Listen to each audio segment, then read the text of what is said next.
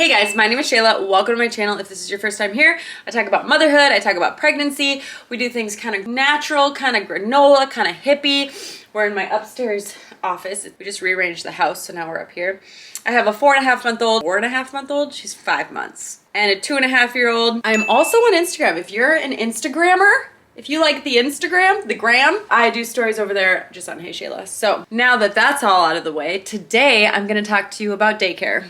Daycare to me is a very scary thing, and I've learned it's different in different parts of the world. So like, I know somebody who is in New Zealand and they get to sit in their child's classroom for like a week or a month to like help integrate their kid into the classroom and to get to know the teacher. That's what I'm saying.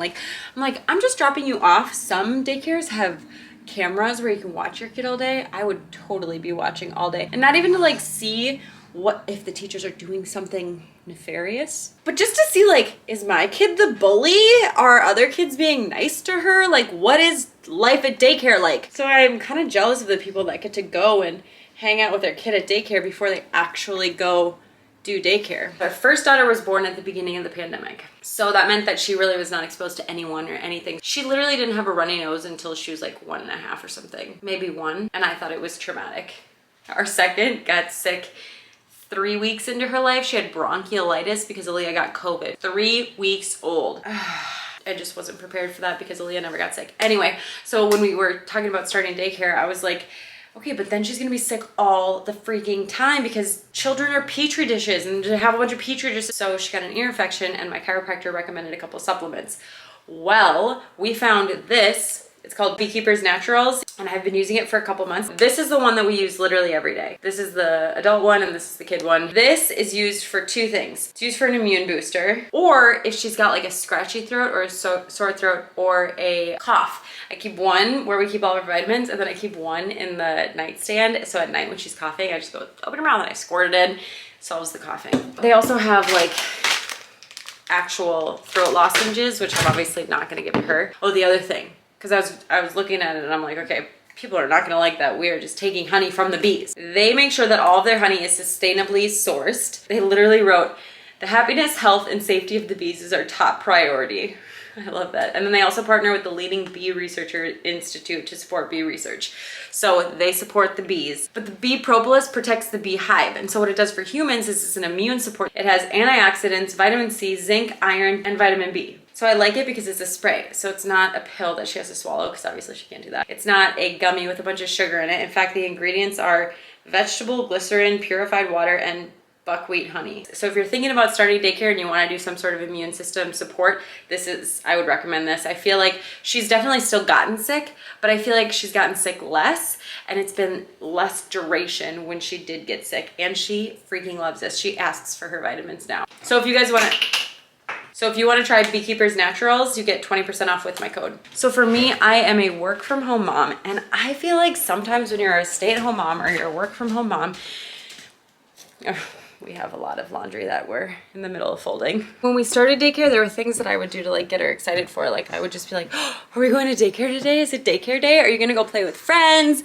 And just like kind of amp her up about it, because it's kind of a scary transition. You're leaving mom, but basically how I thought about it, I don't know, I felt guilty about it. I thought if my mom said, oh, I didn't put you in daycare, you were never in daycare, you like were with me until you went to kindergarten. I was like, I'm sure my mom was fun, but like as a kid, you want to play with other kids, do kid things and whatever, and I'm not that fun. And I get bored sometimes when it's mom day and like I have nothing for us to do.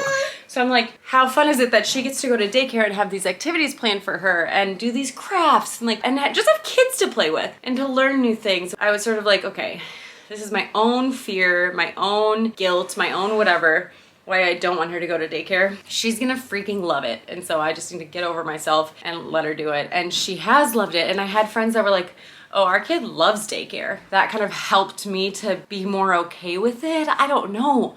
It's just so weird. Like when you're a mom, when you don't have to go back to work, because if you have to go back to work, obviously you would do daycare. But when you're either like a stay-at-home mom or a work from home mom, technically I don't have to have them go to daycare. But then at that point, it's not for you.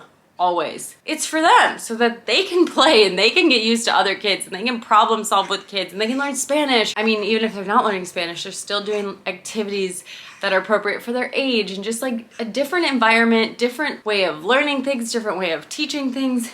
It's just different. And just to expose them to different stuff like that, I think is so good for their little learning brains. Daycare is expensive. Is it expensive everywhere in the world? I feel like we found the cheapest place and we still pay like $1,000 a month and we're only doing it 3 days a week. And so it wasn't an option for us, but then I needed to start working and I wasn't able to work while she was here. So I was like, well, let's just get a babysitter. So I got a babysitter a couple days a week and she came to the house. That way I could supervise them. Literally, I was like, can you just turn on your location? And she's like, I'm walking to the park. She didn't question me. She was like, yeah, of course I can. But I felt dumb asking her that. I know I'm kind of a psycho, but like the other part of me is mama bear and it's like, I don't care if you have a problem with this. You have my child. So yes, you can share the location. But the other part of me is like, I trust you. Thanks for watching my kid. So they would just come to the house, watch her while I would do my work. And it was awkward sometimes because of what I do. So like she'd be downstairs or in the other room and I would be making a YouTube video in my room or whatever. We did that for a while. And honestly, I read a book called CribSheets, and if you like parenting books, but you also like data, and to know that it's not just this woman's opinion, all of her advice is data-based, and she like cites the studies that they did and all this stuff, and she talks about co-sleeping, and she talks about daycare, which is why I'm bringing it up. She talks about how for the first like 12 to 18 months, if possible, and if not, do not let this guilt ridden you. This book says that like 12 to 18 months, babies are better at home with mom if possible. After 18 months, they are better in daycare. They are better to go play with other kids. And I was like, okay, so that made me feel a little bit better. So when Aaliyah turned 18 months, we started very part-time. So we went to, a friend of mine recommended a church. It was super inexpensive, but it was only 3 hours a day for 3 days a week or 2 days a week. Well, luckily they also like created a space where you could work there.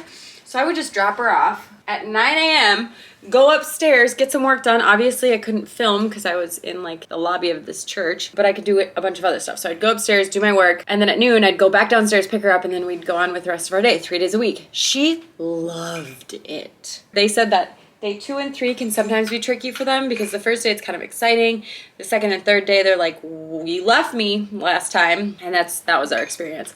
But when we went to go tour this place, we walked in, she like walked right into the classroom and was just like playing with all the things. I was super excited, and they were like, well, do you want to go check out the rest of the church and just, we want to show you the different places we play, like the outside or whatever. I was like, yeah. And they're like, you can leave her here. And she was fine. She never cried. She was stoked. She actually cried when we left. So I was like, okay, she needs this. I felt great about it. So we signed up for it. So we did that for a while, and then they're on a school system. So they closed for the summer. I was like, closing for the summer. And this was right about the time that my second daughter was born. So we started really looking into daycare programs, and I'm still torn between an outdoor school, because I've read things like Balanced and Barefoot, and there's no such thing as bad weather, that all encourage just like outdoor play. So we try and do that. There's also something called 1,000 hours outside, which seems insane, but where you try and get your kid outside in a year, 1,000 hours, which is like 3 hours a day. I'm like, how do people do anything else? Like, what if you have to do your laundry or your dishes? I mean, you would have to be a stay-at-home mom,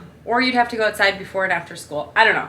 It seems like a lot, but then you also do like a full day outside, so you do 12 hours in one day. But it did encourage me, like in the morning time, instead of watching a show, we would go for a walk.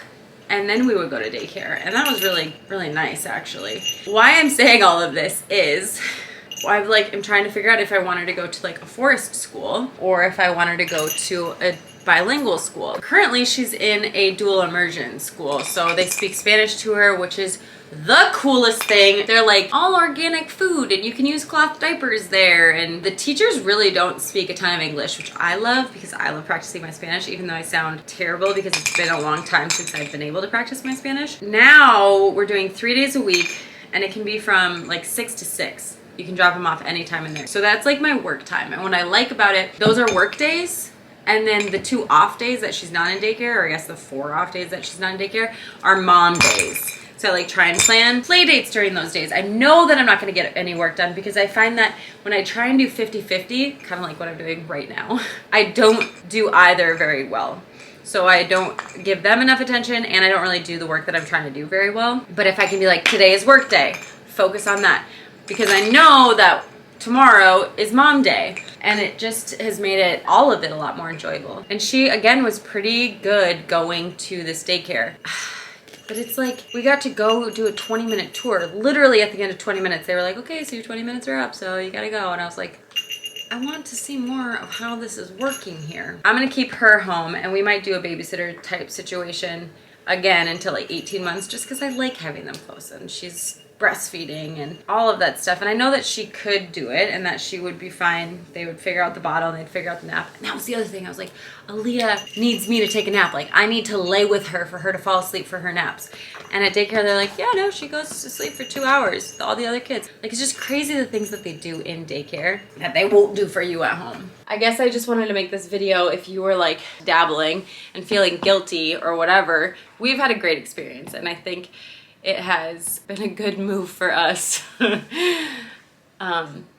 have her go, and she really loves it. So I say give it a go, because honestly, you could sign up, and then if after, like, give it 3 months, and if it's terrible, don't go. And I had a friend that was like, my kid loved daycare, and then we switched daycares, and they all of a sudden started hating it.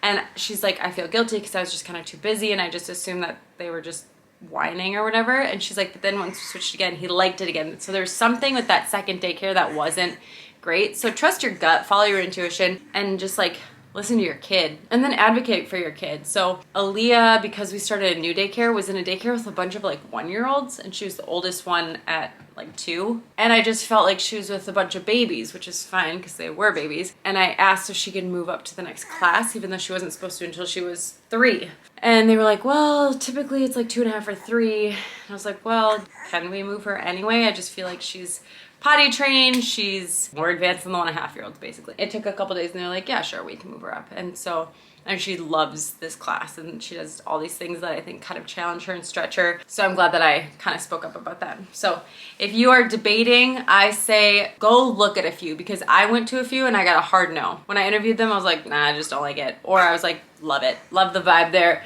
Love the teachers, love the environment. So trust your gut for sure. And then find one that works with your guys' family. So, all right, thank you guys so much for listening. I will talk to you next week. Bye.